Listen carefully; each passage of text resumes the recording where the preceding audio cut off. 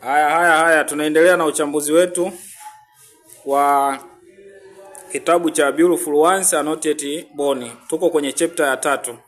The Man at Work. Hapa yule mhusika wetu mkuu bado yuko kazini the rest of the day, lakini hiyo siku kulikuwa na mapumziko tena. Yaani ilikuwa kuna mapumziko. The work continues and the time is after 12. Kwa hiyo kazi zilikuwa zinaendelea na muda huu ulikuwa ni baada ya saa 6.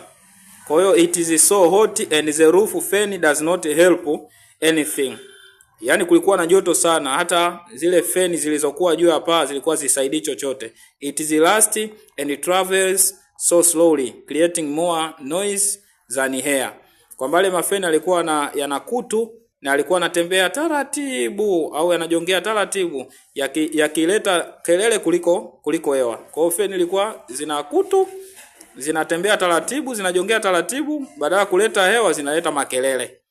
But besides the heat, the office is so wet. Licha ya joto lakini ofisi ilikuwa tena ina unyevu. The writer says, mwandishi anasema, but part of the wetness is caused by sea water. Amesema sehemu unyevu ilisababishwa na nini? Na maji kutoka baharini. But also the people's sweat, lakini vile ilitokana na jasho la watu. Kwa hapo unaona mwandishi ametumia hyperbole, yani maana yake ametumia kutia chumvi. Yani maana yake people's sweat, yani jasho la watu ndio lisababishe kwamba ofisi ipate unyevu. Yani hapo alikuza tukuonyesha kwamba unyevu ulikuwa ni mwingi. Because everybody seems to sweat, kwa sababu kila mmoja alionekana kutoa jasho. Not from hard work, but from their own problems. Watu walikuwa wanavuja jasho sio kutokana labda na kazi ngumu walizozifanya, ila kutokana na matatizo yao. Yani hapa anamaanisha matatizo yalikuwa ni mengi kiasi kwamba watu walikuwa wanatoa jasho. Hii ilikuwa ni hatari. Kwa matatizo yanaonekana yalikuwa mengi sana. Mpenzi msikilizaji. After some time the railway lines are clear. Ifika muda sasa kazi zilikuwa zishaanza kupungua. And it is time to lunch. Ni muda wa kula. The man moves slowly downstairs. Huyu mhusika wetu mkuu ambaye anaitwa Mani, hajagawa jina maalum, anashuka chini ya ngazi and gets out of the building to the main street. Yeye anashuka nje ya jengo la kituo cha reli na anaelekea mtaani. He hears the noise of sellers and buyers. Anasikia sauti za wauzaji na wanunuaji wa food wa chakula. And turns the other way. Yeye anaenda sehemu nyingine au anaelekea uelekeo mwingine.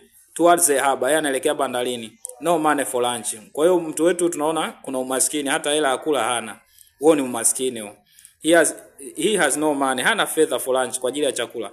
Na sio tu huyu kwamba hana hela, even those who take lunch, hata wale wanaokula chakula live mostly by borrowing, wanaishi kwa kukopa. And in cycle of debt, borrowing debt, na wapo kwenye mduara wa kukopa madeni kukopa. Yani ndo anaishi kwa hivyo. Yani hapo maana yake hata hela kulipa hawana. The man goes to sit on the bridge to pass time. Huyu mtu wetu ambaye ni mhusika mkuu, yeye anaenda darajani ili kupumzika, yani kupoteza muda. The embankment of the bridges are broken. Hata kingo ya daraja ile ambayo yameegemea nayo imevunjika.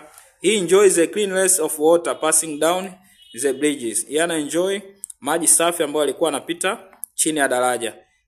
As it makes him forget the date and feels that it seems to be everywhere. Kwa sababu yanamfanya asahau uchafu ambao umetapakaa kila mahali katika nchi yao ya Ghana.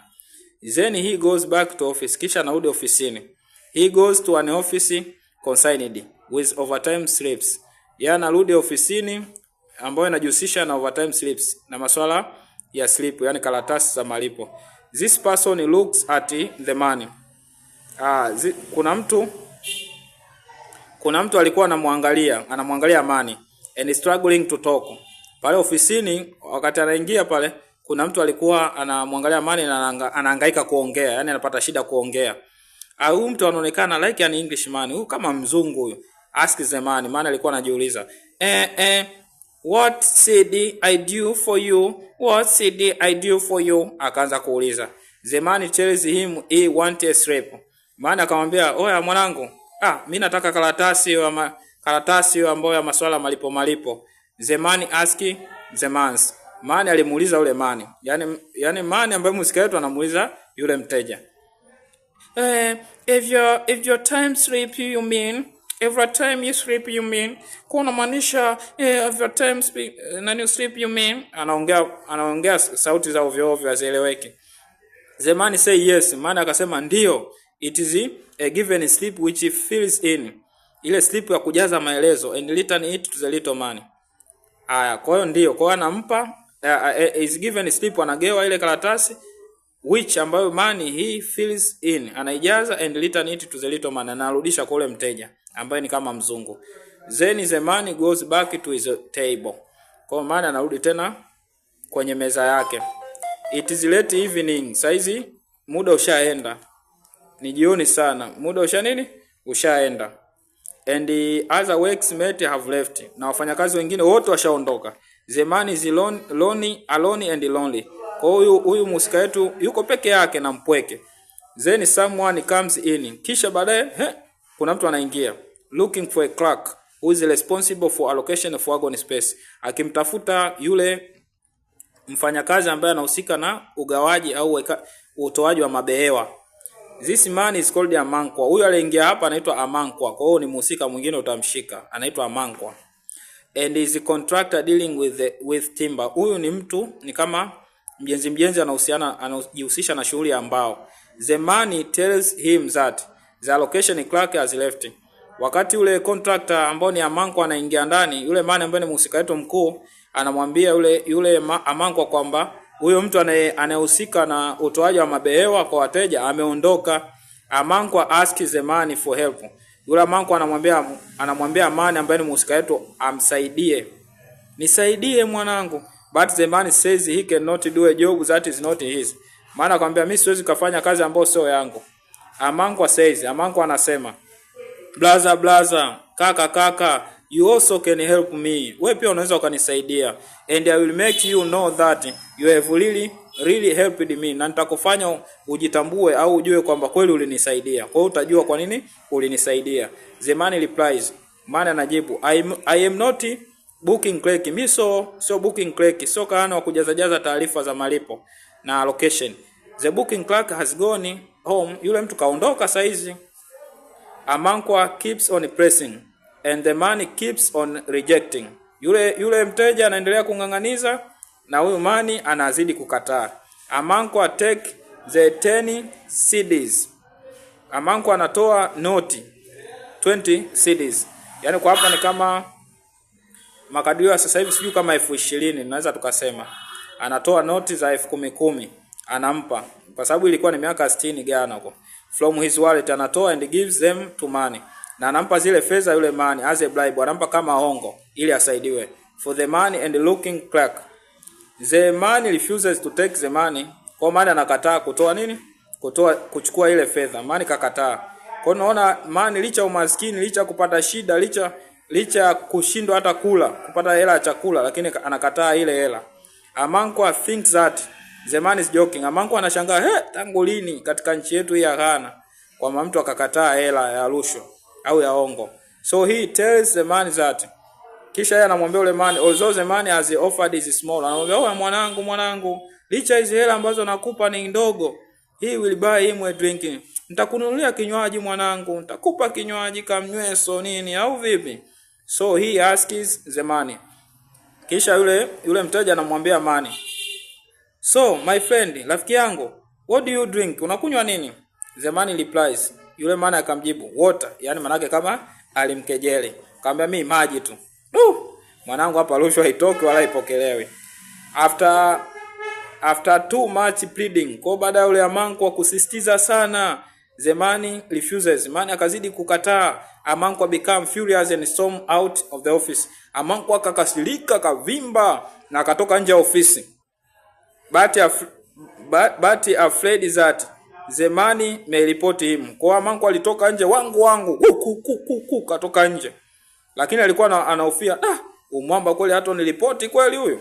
He comes back quickly. Akaanza kurudi haraka ndani ya ofisi. To beg him not to tell anyone, ili kumsihi asimwambie yoyote. The man promises that he will not tell anyone. Maana akamwahidi sitamwambia yoyote. Amankwa asked him again. Amankwa akamuuliza tena, so you won't say anything? Mwanangu, Hutomwambia yoyote kweli wewe? Don't be annoyed. Mwanangu, sifadhaike mwanangu. I was not tricking you. Mimi nilikuwa sikutegi mwanangu. Nilimaanisha, lakini wewe ndio umekataa mwanangu. Nilimaanisha. We are told that, tunaambiwa kwamba when Amanko had left the first time, Amanko alivyoondoka pale, the man had remained back asking himself. Kwa yule man ambaye ni msikaito mkuu alibaki huko akijiuliza. Yaani ni ana shida na lakini kakataa rushwa. And surprised that he was refusing to take and to give what everyone around was busy taking and giving. Kwa hiyo wanashangaa kwa nini amekataa kuchukua kile kitu ambacho wenzao washakizoea kukifanya au kukichukua. This tells us corruption is in Ghana. Hii inatuambia kwamba rushwa ilitapakaa Ghana at the time. Kwa muda huo was it order of the day and it was life itself. Yaani rushwa ilikuwa ni sehemu ya maisha.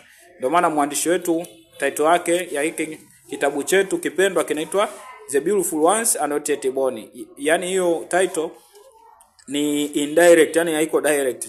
Ukitafsiri unaweza kusema walembo au wasichana wazuri au walembo bado hawajazaliwa. Lakini yeye alikuwa anamaanisha viongozi wazuri bado hawajazaliwa. Kwa inaonekana viongozi wanashindwa kusimamia swala la nidhamu na rushwa na uchapakazi wa watu. Maskini umetapakaa, matabaka kama yote, uongozi mbaya, rushwa ndio usiseme, wanashindwa kutatua matatizo ya watu na nchi kwa ujumla.